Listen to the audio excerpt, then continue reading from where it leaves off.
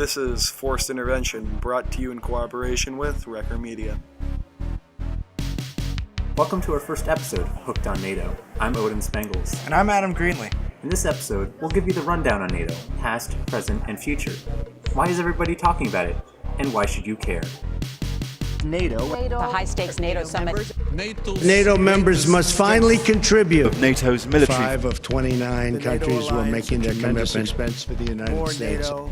We will work together. Origins of the North Atlantic Treaty Organization, most commonly referred to as NATO, date back to the tail end of World War II, a tale of two countries, the United States and Russia.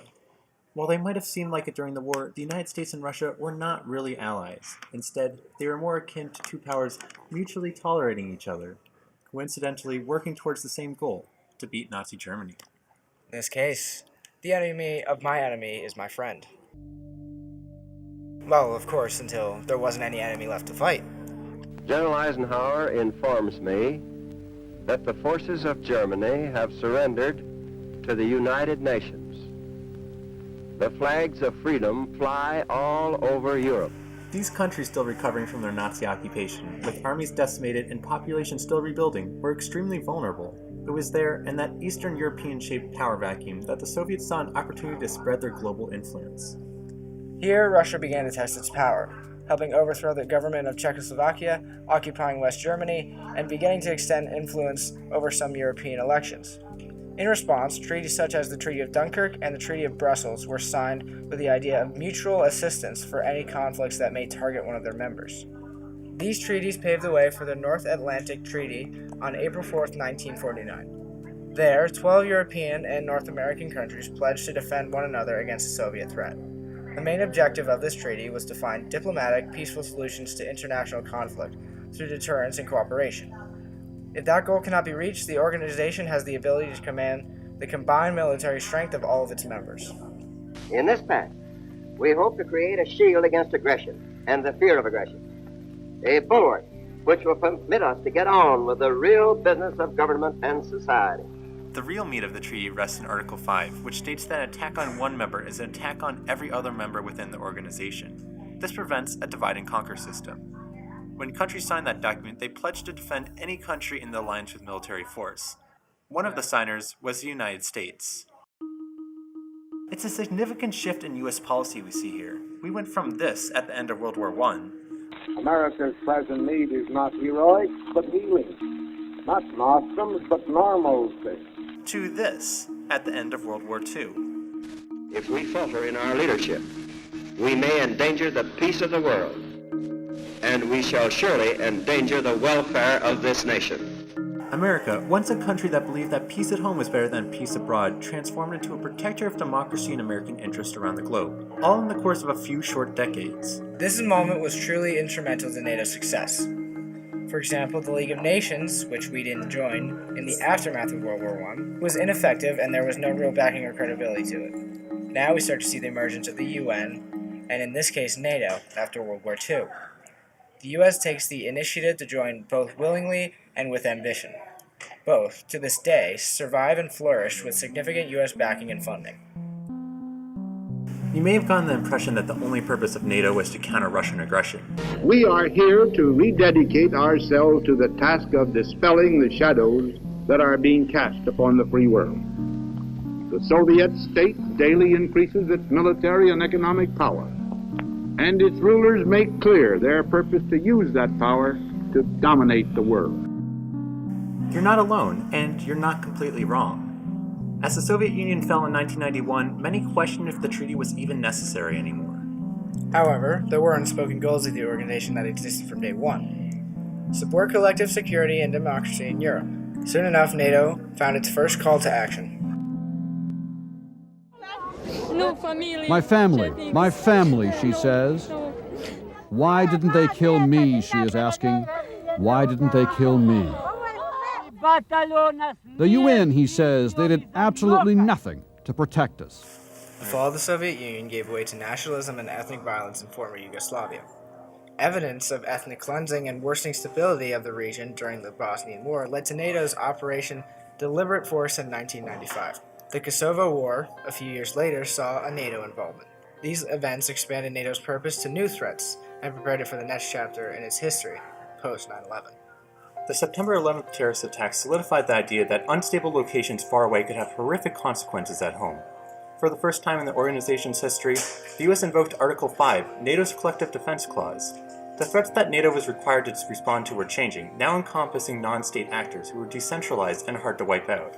To maintain security, NATO now found that it must actively fight extremist groups instead of simply being a deterrent. So far, NATO appears to be successfully adapting its new responsibilities. The fairly peaceful period of time since World War II, dubbed the Long Peace, has continued into current day. Furthermore, according to a 2018 study by Pew Research Center, a median of 61% of citizens in the alliance support it. However, some have doubts about how the organization functions. Almost half of Americans said NATO does not do enough to help solve world problems. President Trump, in a recent flurry of tweets, have called the organization obsolete and labeled some of the members as delinquent due to the failure to meet defense spending targets. How well has NATO performed over the course of history, and what does the future hold for this organization? More on that after the break.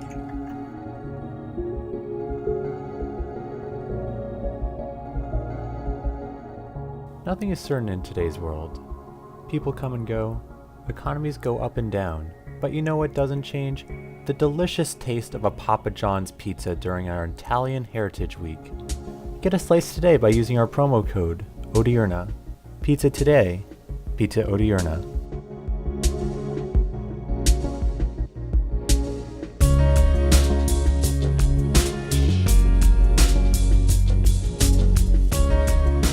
Hi, it's me, Owen Spangler again, and I've studied the Kosovo War and how it relates to the failures of NATO. My opponent for this little debate will be sharing his own thoughts on how NATO influence was actually a success.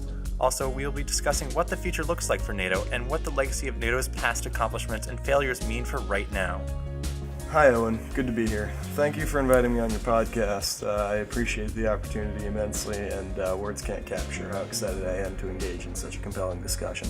To kick things off, in a press conference, President Trump was quoted as saying NATO is obsolete. Do you agree with this, Abdul? No, Owen, I don't. So, I think that NATO has a future because of its intervention in events such as 9/11 and the Kosovo War. NATO is able to help in these situations and prevent more deaths from occurring.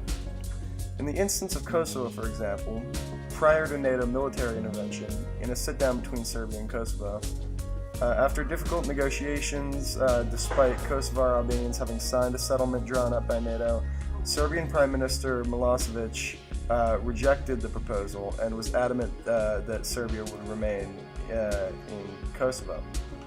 This is when NATO launched Operation Allied Force. In an article by Javier Solana, the former Secretary General of the North Atlantic Treaty Organization and the current High Representative for Foreign and Security Affairs in the European Union, Solana discusses the operation when he writes the following.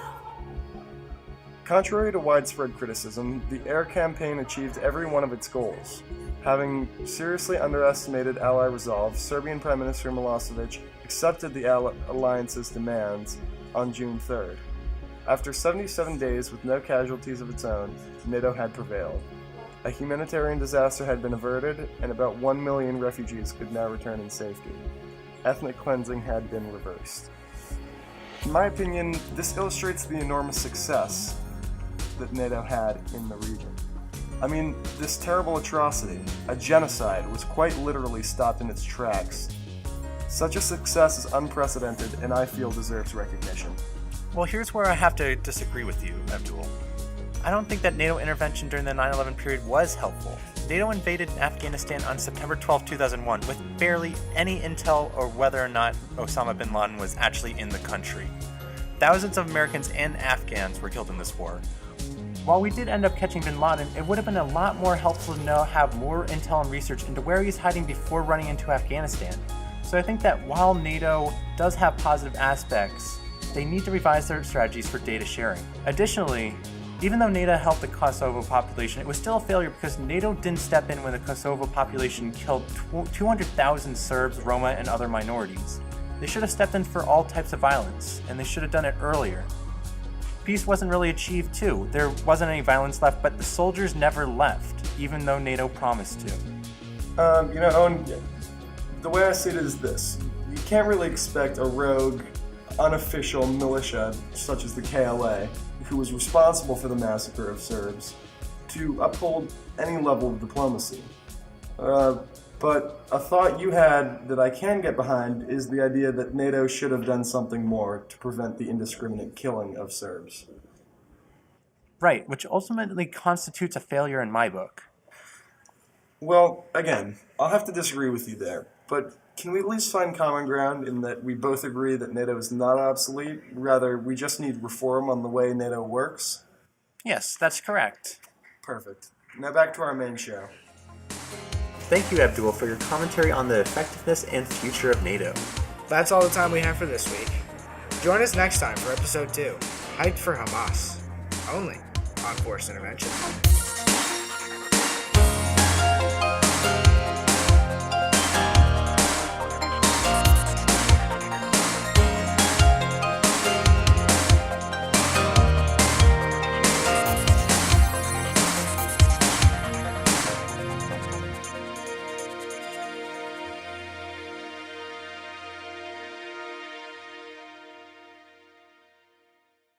All music used for today's podcast was licensed under a Creative Commons by Attribution license from Lee Rosevere on Free Music Archive.